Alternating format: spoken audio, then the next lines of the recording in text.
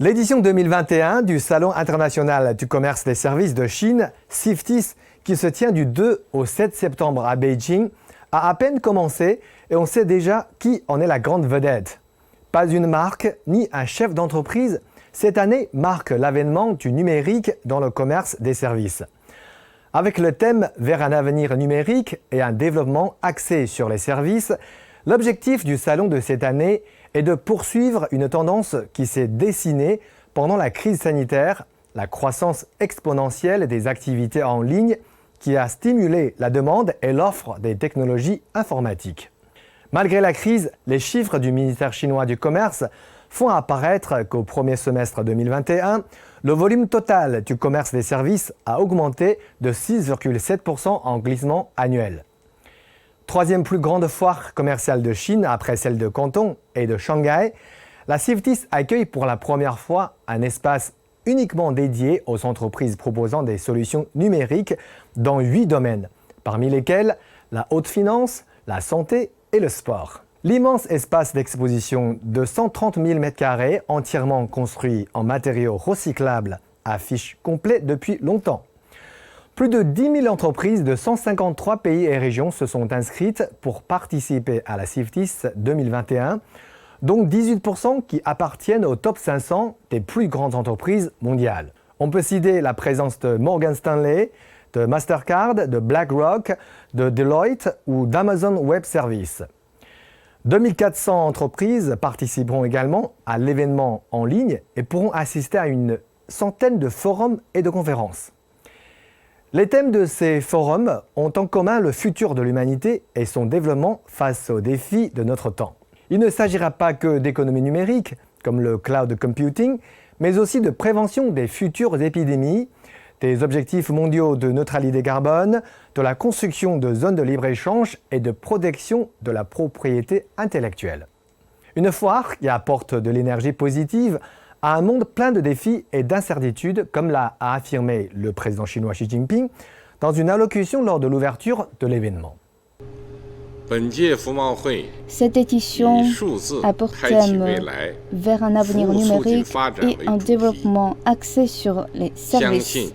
Je suis convaincu que sous les efforts de tous les participants, nous aurons un grand événement fructueux aux caractéristiques de couleurs vives. Outre ses dimensions politiques et économiques, ce genre d'événement est également le paradis des férus de technologie.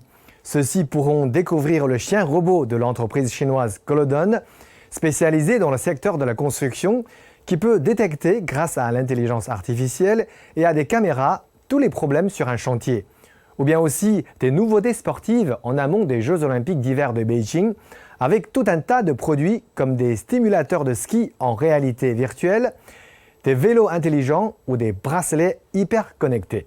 Nul doute que l'édition 2021 rencontrera un grand succès auprès de ses nombreux participants qui s'accorderont pour dire que le numérique, c'est l'avenir.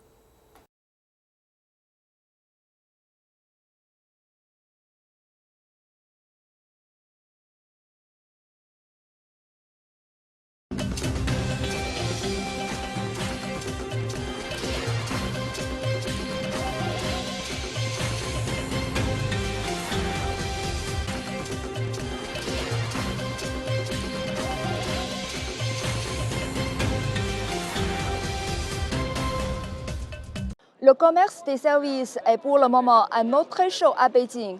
Les services liés au numérique sont mis en lumière pour l'édition 2021 du Salon international du commerce des services de Chine. Aujourd'hui, l'économie numérique sert déjà d'un moteur important pour stimuler la croissance économique. De nos jours, les percées technologiques ont poussé les services à aller plus loin.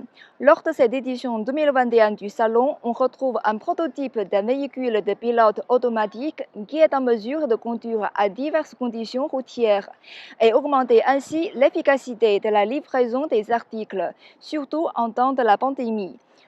Les technologies VR et AR permettent aussi aux visiteurs de la cité interdite de découvrir un site archéologique souterrain de l'ancien palais impérial avec un sentiment immersif.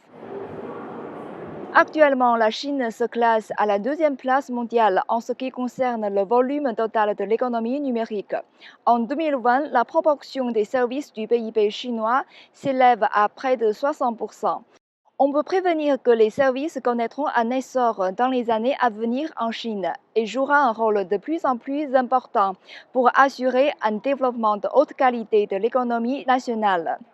Jeudi, dans son message vidéo, le président chinois Xi Jinping a adressé au monde que la Chine veut s'offrir davantage son marché des services et qu'elle est prête à partager les opportunités du commerce des services avec le monde.